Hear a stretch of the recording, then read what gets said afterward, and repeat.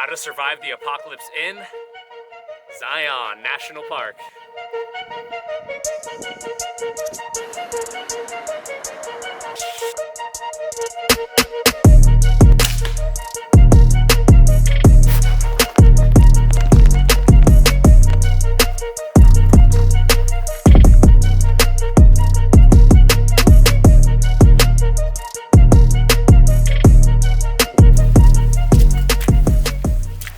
Alright guys, so we are going to be doing a video on how to survive the apocalypse in Zion National Park. And the reason why we're doing the national parks is, well, one, they're wild, and two, they're going to be areas that are preserved. So a lot of city folk are not going to be able to make it here.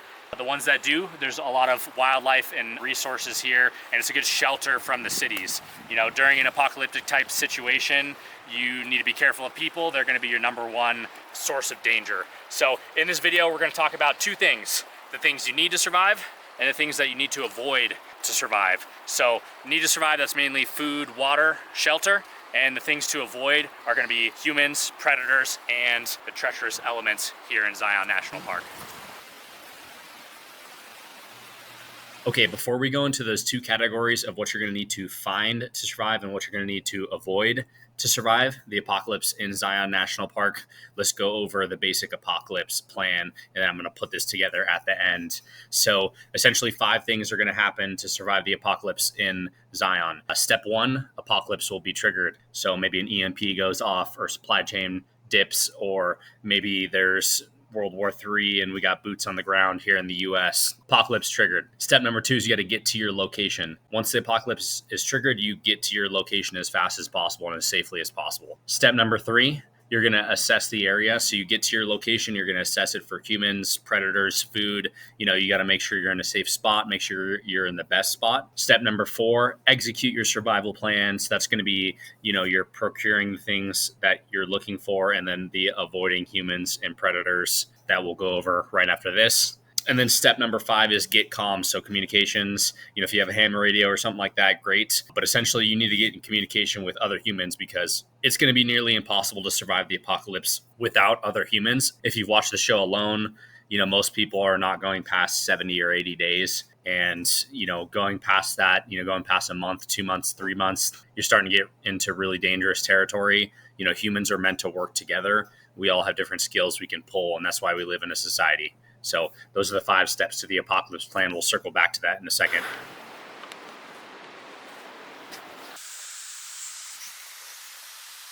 We're going to start off with a disclaimer. Make sure you read this yourself. So pause the video, read the full disclaimer. But essentially, this is only if our world fell into the apocalypse. So, you know, don't perform any of these things unless there is no more state of law in the world. So read the disclaimer. We'll go on to the next part. All right, so we're going to go into those 2 categories I mentioned: how to find the things you need to survive and how to avoid the things you need to not die. When you're doing your apocalypse plan, you know, whatever you want to call it, prepping plan, you need to know what to find and what to avoid. It's pretty simple. And so we're going to break them down into these 2 categories for Zion. And there's a whole bunch more research you can do if Zion would be your spot for surviving the apocalypse, and that's where your survival plan and where you're going to bug out in the case of an apocalypse. Well, then you need to do a lot more research. For me, I'm going to be surviving where I've got my own location that I would go. I've done my research. I've spent a lot of time there. I suggest you should spend a lot of time in wherever you plan to survive the apocalypse. Get to know the area, take some survival courses, you know, maybe do some herbology and some wild foraging out there. Okay, let's start on the find category. So first things first, you got to find shelter, you know, because that's where your home base is going to be. In Zion, you have some options for shelter. If you're in and around the canyon, they do have caves. The caves are awesome. They offer a nice windbreak. You know, if you're in the right spot, it'll keep you nice and cozy. Rainwater is going to come off the cave too, so you can easily put a bottle out and catch some of that rainwater off of the cave. And so if your vantage point is going to be in a cave around the canyon, then, you know, that's going to be your shelter spot. Another benefit of having a cave is you have very good oversight. You can see into the canyon or into other areas better than, say, if you're inside the canyon, like in the middle, whereas, you know, people can see you there. So you kind of flip the script. If you're in the caves around the canyon, you know, here's the canyon. The canyon center is like right here, and you have like the mountains around the canyon. The caves are going to be here. So you can see into the canyon. which gives you a good vantage point over humans. So you get some shelter, you get some windbreak, and you can oversee humans. And then, of course, once again, you can catch that snow and rain water that's coming off the cave, and it's going to be super clean. So that's one benefit of doing the caves. You could do tree cover within the canyon or around the canyon or wherever you find fit. This is pretty typical for survival, setting up a shelter or camp, made out of trees, utilizing tree cover. That's another place that you can use for tree cover. And I think I saw cottonwood trees, if I'm not mistaken, were there. I'm not a pro tree identifier.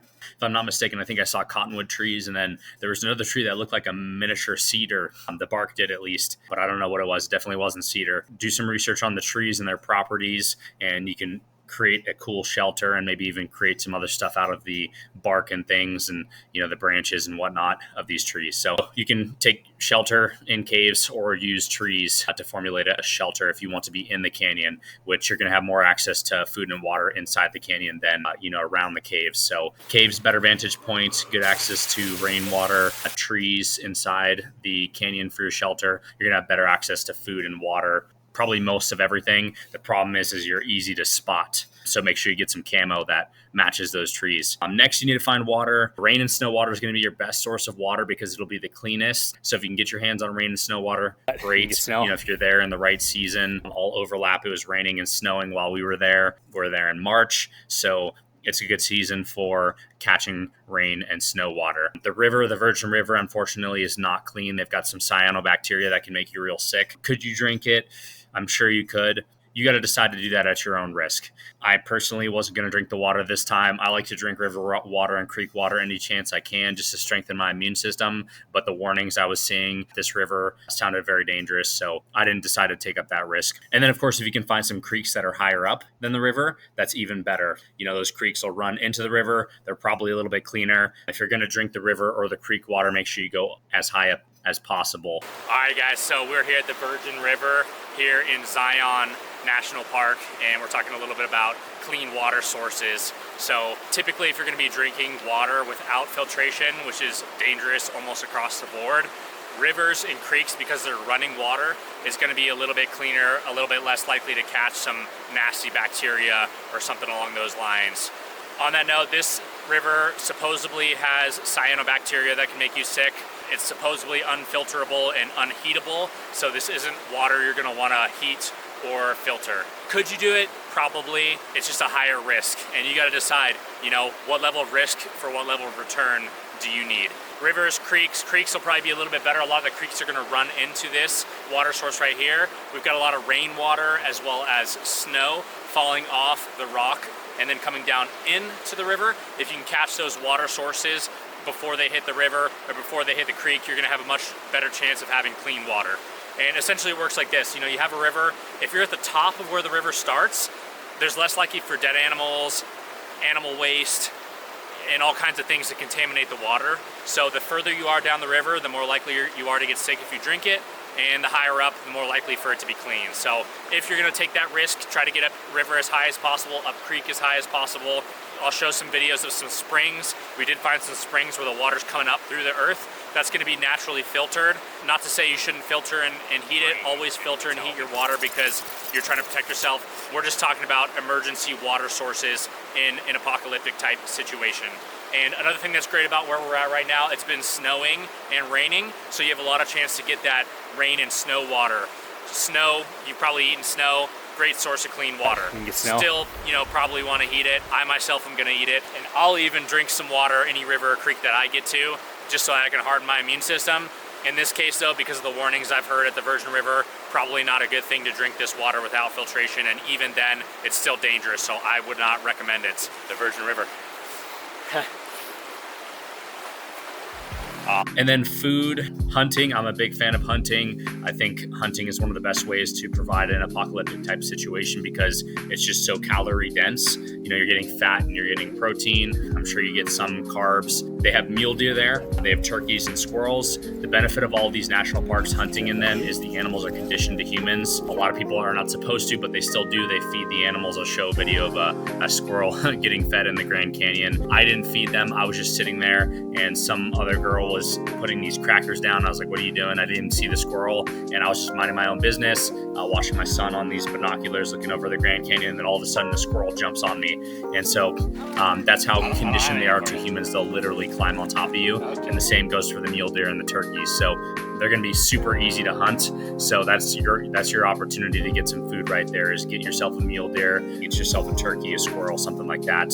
I did see cactus fruit. I know that you can do stuff with the actual cactus plant itself. And then of course the cactus fruit too is edible. Do some research on the type of cacti, because I know that there are poisonous and psychedelic ones. So you don't want to be on a psychedelic trip in the middle of the apocalypse. So do some research. And then of course, wild foraging. Wild foraging requires a lot of research and efforts. So instead of sitting here and trying to explain to you what you can wild forage out there, I suggest you go to Wild Utah Edibles. Shout out to their channel. They're doing some of the best wild foraging in Utah. And so I would go to that channel and do a little research about the things that you could find there to eat or for medicine or for other properties. So that's what you want to find: shelter, water, food. All right.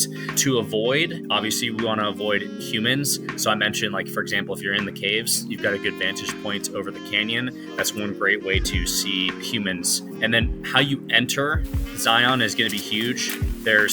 If you have, Zion, like a canyon like this is the mountainside, and you have over here is where Springdale is, and then you have another town out here. Enter the canyon here or enter the canyon on this side. There are going to be humans because people live there. Those are areas where you need to be careful of humans. And then when you're in the canyon, of course, it's only so big. There's only so many hiding spots. So you need to pick a really good hiding spot where people aren't going to find you, where you also have access to food and water. So I just put in there, near Springdale, there's going to be humans. Of course, you got to think about where humans are going to be coming from. I would assume that most of the people going to Zion during the apocalypse are going to be coming from Salt Lake City and Provo. That's the closest big city that doesn't have to pass through insanely treacherous nature to get there. Las Vegas and Scottsdale, Phoenix are also around the area. I'll show you a map in a little bit. And so you're going to need to be careful of those as well. Basically, humans can be coming from those areas. And so that's where you're going to see humans flowing into the park to also survive or just to pass through, or gangs that are trying to, loot and pillage. You need to take that into consideration. We'll look at a map in a second to see where humans will be flying. And then, of course, to avoid predators, cougars are going to be your main predator to avoid. I'm not too concerned about the cougars. They don't like humans. You're very rarely going to see a bear in Zion. So they do find tracks here and there, but you're not going to run into a bear. And if you do, it's probably a black bear, not a grizzly. Predator-wise, although cougars can be a danger, especially to children and small women and things like that, in general, cougars are not going to like humans. And, especially if you have a weapon with you, I think you're going to be pretty fine. You also need to avoid the elements. So flash floods are going to be something to avoid. So when you're in water sources, they do have flash floods there. So you need to be careful of that. And then, of course, wind chills too. So if you're there in the winter, you don't want to freeze to death. So wind chills are going to be what freezes you. The ambient temp will be bad too, but the wind chills, that's what typically gets people. Okay, so here we are with a general map of Zion. Zion is somewhere in this ballpark where this circle is. I kind of just stole this map from somebody else, but ballpark is here. And the reason why I'm showing you this is just to show you where people will flow from. You've got Phoenix, you got Las Vegas, and you got Salt Lake City. So Las Vegas actually looks like it's closer than the other two cities. The thing is not only is Las Vegas going to eat itself alive because it's already a desert and people are going to be looting and pillaging there, but they can also go to California. And then if they were to come to Zion, they'd have to go through the Grand Canyon and some other pretty treacherous desert. All right, so this is basically just outside of the Grand Canyon. Look how dry this is. That does not look as hospitable at all. I don't suspect the vast majority of people will be coming from Las Vegas. I think most of them are going to be coming from Salt Lake City because it's in the state of Utah. People in the state of Utah are going to know Zion better than any other area. And so I suspect some people are going to be coming down through there. Regardless, the connection point, Las Vegas and Seattle are both going to connect in Springdale. So they're both going to come into Springdale and Springdale will come into Zion. So regardless, you're going to have people coming in, around where my mouse is right here in the Springdale area. And that's what's going to bring people into Zion Canyon. And then of course we do have Phoenix, Arizona right here. That's how we got up there, as we came from Scottsdale. You'd be coming up here. You can come in the other side of Zion. So you got the canyon here, You got Springdale on this side, and then there's another little town over here. So people will be flowing in from both sides. Luckily, if you're in the canyon over here and people are flowing in from Springdale, you'll probably see them first. On the flip side, if people are coming in from the canyon side, they're up higher, they're higher elevation, so they're going to see into the canyon. So those people will see you first, most likely. So with your survival apocalypse plan, you just got to take those things into consideration. Your number one danger is humans, so the flow of humans is going to be important to study.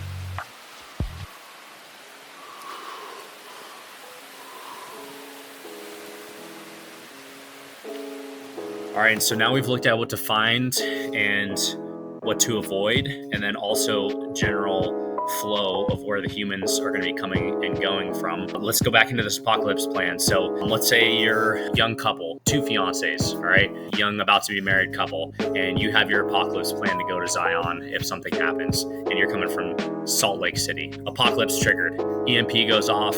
You see the EMP go off, or you hear about the EMP go off, and so immediately you know, okay, our apocalypse plan is triggered. You get your Garmin's, your little GPS communicator things, and you take your go bag and you hop in your Honda Civic, and you're heading down south to Zion. Apocalypse triggered. That's step 1. So you're heading to Zion. Ideally, you want to get down there before things start getting crazy. If an EMP goes off right out the gate, things won't be too crazy, but within 24 hours, you can believe that people are going to start doing some pretty silly things.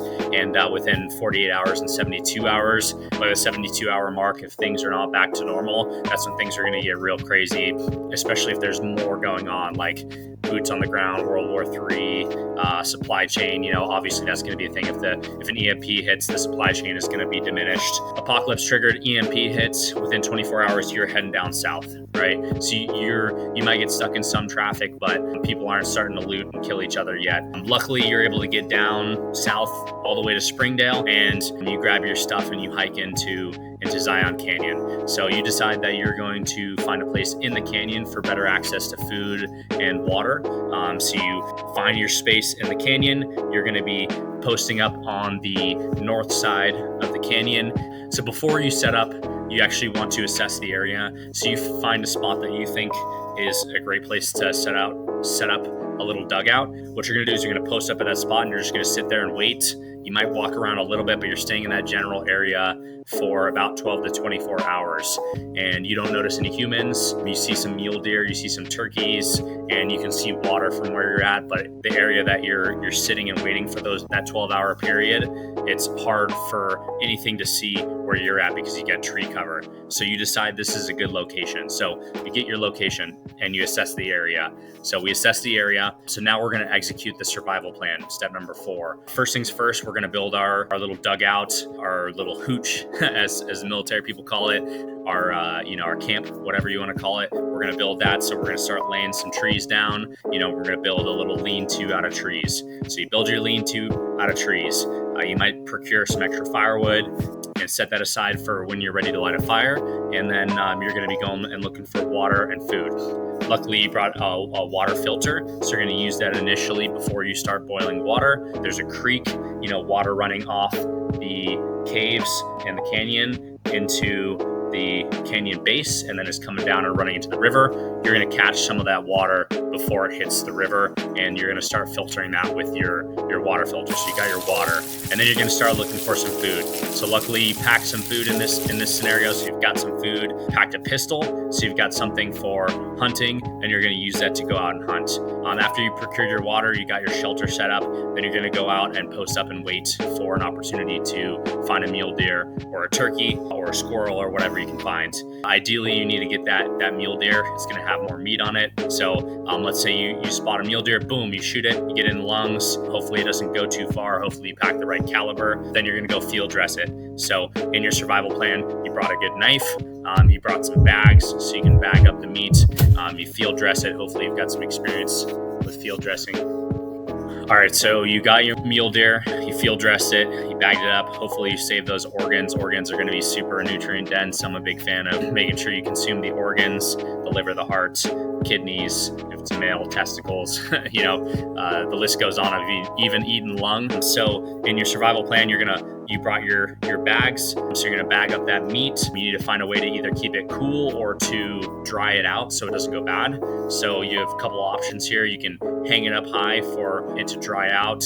If it's cold enough, that can keep it cold, and then you need to elevate it and get it away from predators. Another option is you can bag it up and you can put it underneath running water. So if there's running water, that can keep it cold for a certain period of time. So you got your food there. Hopefully you've got a wild foraging book or something to help you get some plant-based food as well. And so you've got your shelter, you've got your water, you've got your food. Those are the key things. You're keeping an eye out for humans. You're assessing the area. You might see some traffic through the valley, but you don't see a lot of people there. So luckily, not a lot of people are coming here, for the apocalypse. As you're executing your survival plan, you need to get communications. So you might take that Garmin you have. Hopefully the EMP didn't wreck it. You might find that you can communicate through there and reach back out to your family.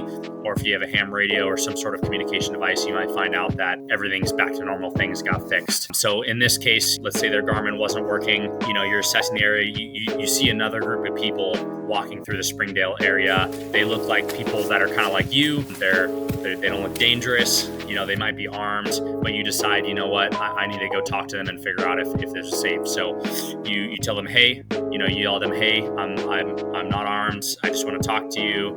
And so you establish communication with them. No altercation occurs. It does not become kinetic. You're able to communicate with them, and you end up finding out that they've been communicating with other folks in the valley and outside, and that's the energy situation has been fixed. After a certain amount of time, society is going back to a quote normal. You establish that communication with this other group of people, and you find out that you can go home. That's one example of how an apocalypse plan could go. This is a much more friendly, it went a great direction. Apocalypse triggered within 24 hours, you get down to your site, you get to your location, you assess the area, you find food and water and shelter. And then when you go to establish communication with a live group of people, it ends up not being dangerous, and you end up finding out that everything's safe and you're welcome to go back home. That's just one example of how this could all go. This could go a million different ways. There's literally infinite ways that the apocalypse could be triggered. Your location could change. When you assess the area, there could be so many problems. Your survival plan is going to be very bumpy, and you may have no supplies, and maybe your people turn on you, and who knows, a lot of things can happen. And then when you go for your communications, you could run into a ton of different issues. So this could go a way different direction. I'm just trying to explain to you how this could go, and I recommend you go home and lay this plan out. Choose a location or a couple locations.